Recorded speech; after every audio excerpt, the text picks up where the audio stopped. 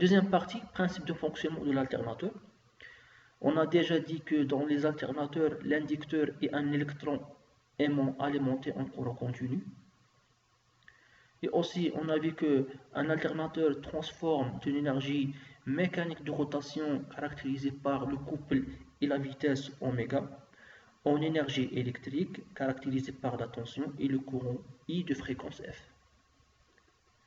Le rotor qui est alimenté par un courant continu IE, ce qu'on appelle courant d'excitation, tourne à la fréquence N à travers une autre machine. Donc, il y a la question qu'on a déjà posée. On a déjà dit que comment on peut entraîner ou comment on peut avoir la rotation du rotor. C'est tout simplement à travers une autre machine. D'accord? Donc, cette machine va entraîner le rotor de l'alternateur de telle façon pour trouver un champ magnétique tournant. Donc, la spire du stator ou la spire de la bobine dans le stator est traversée par un flux variable.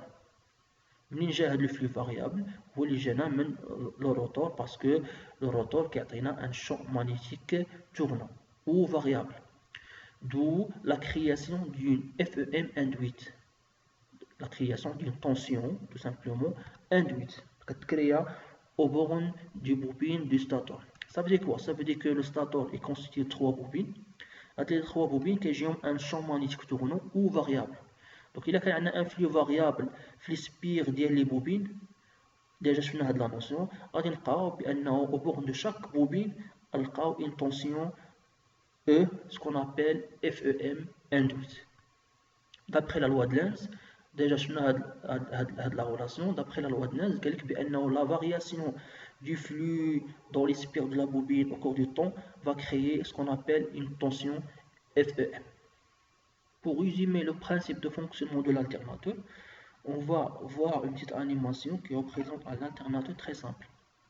Donc l'alternateur, comme on a déjà dit, que l'alternateur est constitué de deux parties principales. La première partie, c'est le rotor qui va créer un champ magnétique tournant. D'accord? Comment? Tout simplement, on va utiliser une sorte de champ magnétique, par exemple un aimant permanent, et on va entraîner le rotor de l'alternateur à travers une autre machine. Ce champ magnétique tournant ou flux variable va traverser par la suite les spires du bobine dans le stator pour créer à ces bornes des tensions ou FEM induites. Voilà. Donc, l'entraînement du rotor crée un champ magnétique tournant ou un flux variable. Ce flux variable traverse automatiquement les spires du stator ou les bobines du stator suivant la loi de Lenz. Donc, il a dit que la variation du flux dans les spires du bobine crée une tension, ce qu'on appelle FEM induite. Donc, c'est une tension aussi alternative. Au cas où on a un système ou alternateur triphasé, c'est-à-dire 3 bobines, au bord de chaque bobine, on va trouver une FEM induite pour construire un système triphasé.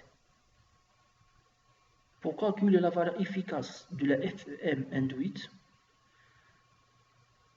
alors E, la tension ou la valeur efficace de la tension ou FEM induite égale CK fois pi fois petit n fois grand N fois le flux max, avec K, ce qu'on appelle coefficient de K.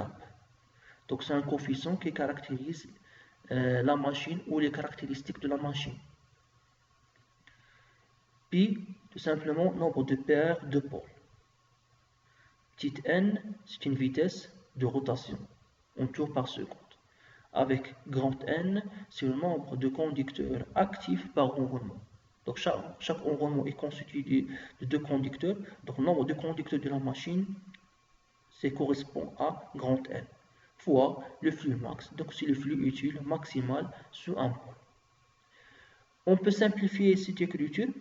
Donc c'est K fois F, avec F c'est fréquence du courant, fois grand N fois le flux max. Avec F, tout simplement, c'est pi fois n. Donc fréquence du courant en Hertz égale pi nombre de paires de pôles du rotor fois n, la rotation, la vitesse de rotation en tours par seconde. Si la fréquence égale à 50 Hz, avec les différentes valeurs du paire de pôles, on va trouver que n égale 50 tours par seconde au cas où on a p égale à 1. Donc il suffit tout simplement de faire n égale à f sur pi. Donc f égale à 50 divisé par 1, donc c'est 50 tours par seconde, et etc.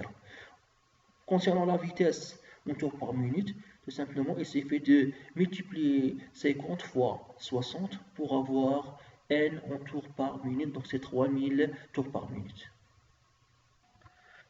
Troisième partie, couplage des alternateurs triphasés. Ça veut dire quoi? Ça veut dire c'est le couplage des enroulements statoriques. Alors, on a déjà parlé de ce qu'on appelle la FEM induite.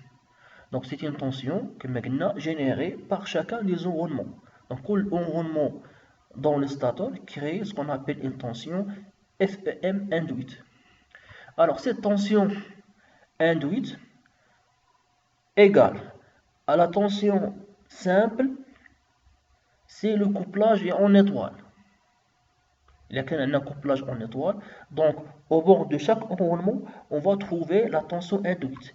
Cette tension induite égale la tension simple. Alors, on sait déjà que U, la tension composée égale, c'est la tension simple V fois racine 3. Avec V égale la tension E, donc c'est E fois racine 3. Concernant le couplage en triangle, donc chaque enroulement, au bord de chaque enroulement, on peut trouver la FEM induite E, qui correspond, comme vous voyez ici, à la tension composée, donc U égale à E.